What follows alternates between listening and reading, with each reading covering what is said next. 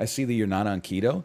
Dude, honestly, here's my, and I know we're talking about a lot of, we're talking a lot about food. I think keto sucks because I don't know anybody in my life who did it sustainably.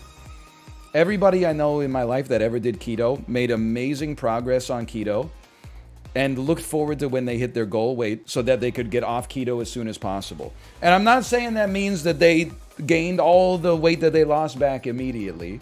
I'm only saying that I think it kind of sets you up for failure to have an overly restrictive diet like that. Because there's no way you're gonna, like, you see yourself doing that in 10 years. You're gonna be on like 10 keto for 10 years straight. I'm not saying nobody's ever done. I'm just saying I think it's not likely.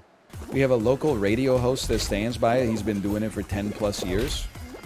Okay, but like with all due respect, like a radio host is basically like a streamer. Like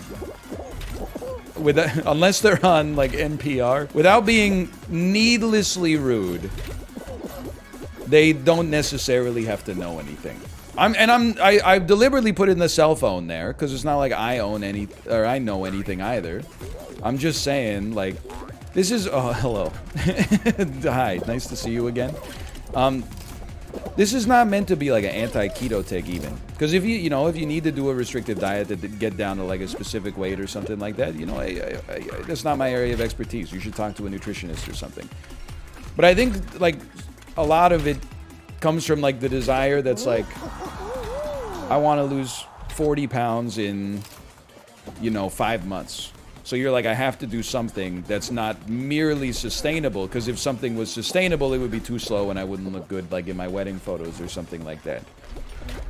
I think that maybe the secret is like, or maybe there is no secret. Maybe the secret is that you should just slowly build good sustainable habits and exercise, rather than like, I'm gonna eat as much cheese as I want, but I'm gonna count the number of leaves of spinach on my plate. Like, it just, that seems like overly complicated, and it's one of those things that is like, it sounds easy, but I think it's actually hard. I think that the easy thing is just to be like, am I hungry? I'm not gonna eat. But then it's hard to get over your own psychology, obviously. Or just get a simultaneous Campylobacter salmonella infection. That's also true. And then there was that study as well that was like, people who are slightly overweight tend to live longer than people who are like at the normal weight. Or at the what they consider to, I know BMI is BS, but I'm sure that's probably what they used. But the gist of the study was basically like, people who are like 20 to 30 pounds overweight tend to actually live longer than people who are like, quote unquote, like at the weight they should be at. Extreme copium? What do you mean? It's just, I didn't write the study. I'm just saying.